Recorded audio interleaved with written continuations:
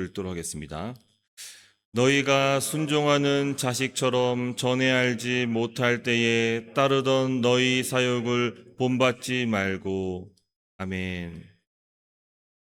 우리 여기 계신 분들은 다 이제 섬유, 원단, 혹은 이제 봉제 이런 쪽으로 일들 많이 하셔가지고 아마 이 예를 잘 알 텐데,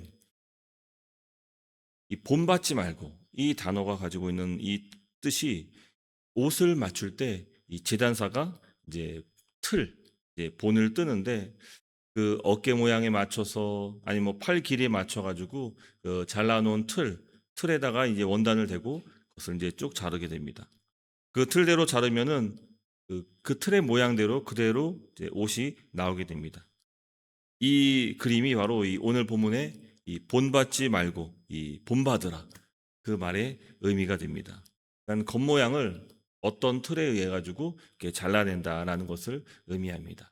근데 이제 여기서는 이제 부정어로 본받지 말라라고 명령을 하고 있는 것이죠. 이 단어는 이 바울 서신에서도 로마서 12장 2절 말씀에도 나옵니다.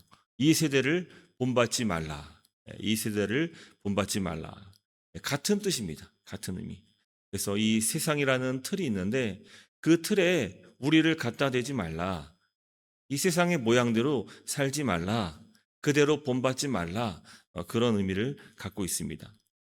자, 그리고 이제 그 로마서 22장 말씀 보면 그 뒷부분은 반대말을 이렇게 설명합니다. 오직 마음을 새롭게 함으로 변화를 받으라.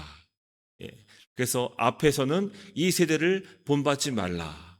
그리고 뒤에서는 새롭게 변화를 받으라. 이렇게 말하고 있습니다. 근데 여기서 이 변화를 받으라. 이 말의 뜻은 겉모습만 바꾸라는 말이 아니라 이게 이제 마치 나비가 애벌레에서 이제 나비로 이제 완전히 모습이 바뀌듯이 이와 같이 새롭게 하라. 변화를 가져라. 그런 의미를 갖고 있습니다.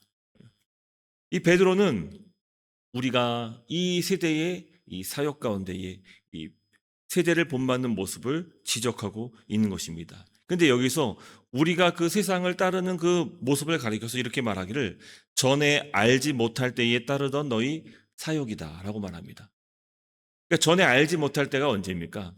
바로 예수 믿기 전에, 그러니까 회심 전에 우리가 살았던 그 방식, 그 틀을 이야기하고 있는 것입니다. 하지만 이제 예수를 믿고 난 후에, 다른 말로 회심하고 난 후에는 이제 어떻게 바뀝니까? 바로 옛 우리의 틀이 잘못되었고 그 틀이 하나님이 기뻐하지 않는 틀이라는 것을 우리가 비로소 깨닫게 됩니다. 그래서 우리 모든 신자는 우리 안에 성령님이 계시기 때문에 우리 안에 거룩함으로 하나님의 자녀대로 살아가도록 우리를 인도하십니다.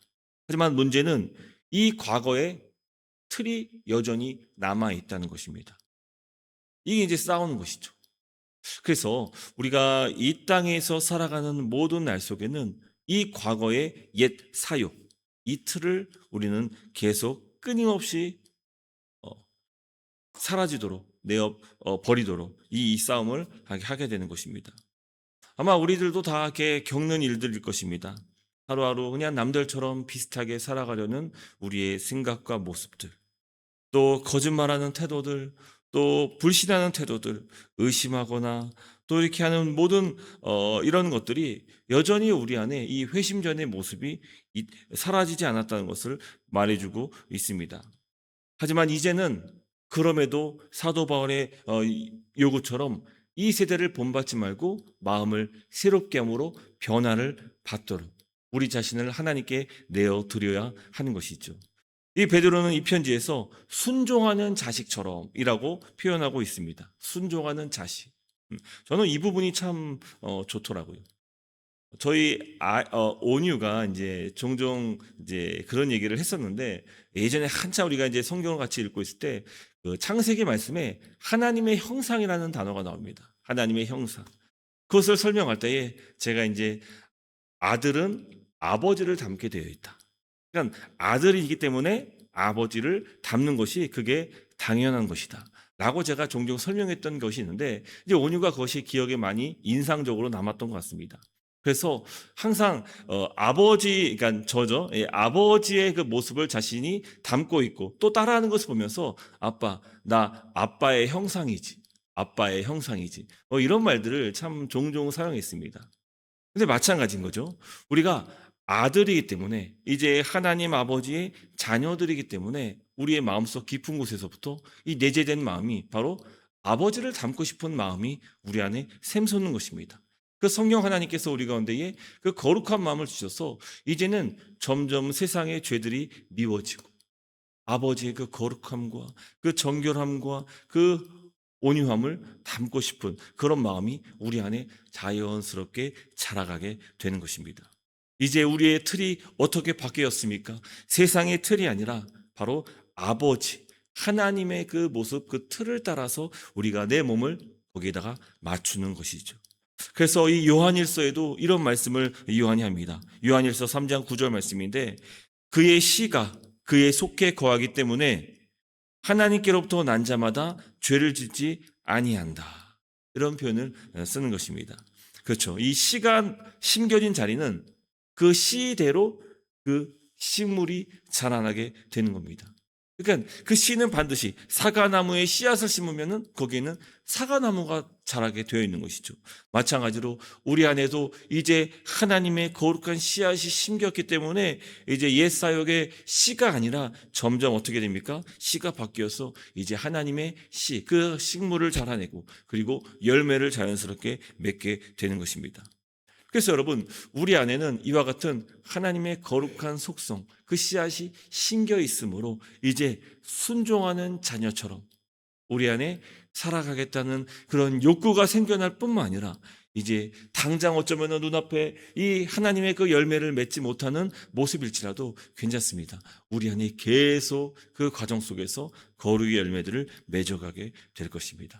그래서 우리는 이 두 가지, 옛 틀과 하나님의 자녀로서 그 순종의 모습, 이 두 가지가 함께 있고, 하지만 우리 안에 그 그리스도의 성령께서 계속해서 우리를 거룩함으로 하나님의 자녀로 이끌어 주시사 우리를 오늘보다 내일 계속해서 거룩함으로 하나님의 자녀로서 우리를 맺어 가시는 것입니다.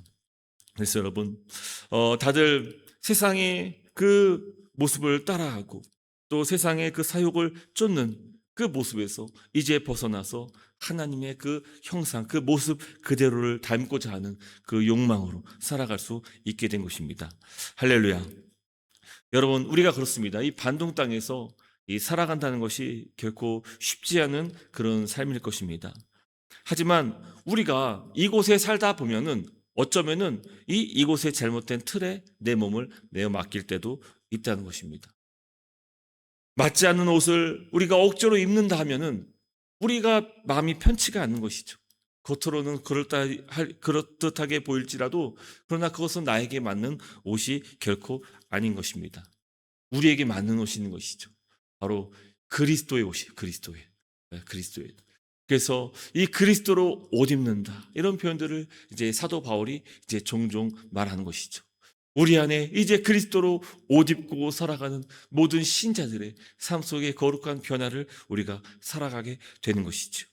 여러분, 오늘 하루도 내 무의식 중에서 이 옛 틀대로 살려는 그런 나의 모습이 있지는 않은지 다시 한번 점검해 보며 우리는 그 틀에 우리의 옷을 억지로 맞춰 입는 것이 아니라 우리가 진정으로 입어야 될 것은 이 그리스도로 옷 입는 삶인 것입니다.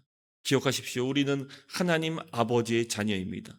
우리는 옛 틀이 아니라 아버지의 형상을 따라 오늘 살아가는 주의 거룩한 백성인 것입니다.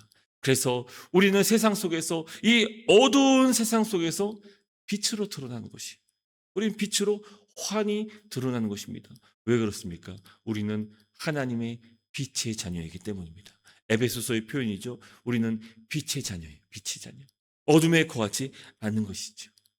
말씀 맺도록 하겠습니다. 오늘 우리 안에 소망을 주시고 내 안에 거룩함으로 역사하시는 그분의 뜻을 따라서 내 모습을, 내 삶을 그리스도의 옷으로 덮어 입고 살아갈 수 있는 그런 저 여러분 될 수 있기를 간절히 소망합니다. 그때 우리는 삶 곳곳에서 환하게 드러나게 될 것입니다. 빛으로 드러나게 될 것입니다. 그리고 사람들은 어둠의 사람들일지라도 빛을 알아보게 되어 있어요.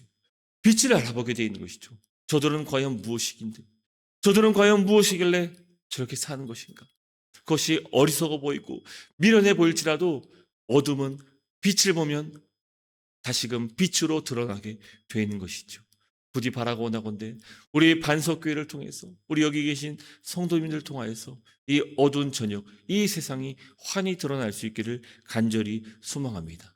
또 그런 역사를 여러분들이 지금까지 써 내려가고 있음을 저는 확신합니다. 앞으로 주님 오시는 그날까지 우리 이 반동 반석교회가 이 거룩한 빛으로서 아버지의 모습을 따라 이제 거룩한 옷을 입고 이 세상에 만연한 그 어둠을 몰아내고 이제 이 빛으로 환히 드러나 이제 하나님의 그 추수할 때에 많은 영혼들을 빛으로 인도할 수 있는 그런 귀한 사명을 감당할 수 있는 그런 교회, 그런 모든 성도가 되시기를 주님의 이름으로 축원합니다. 우리 같이 한번 기도했으면 좋겠습니다.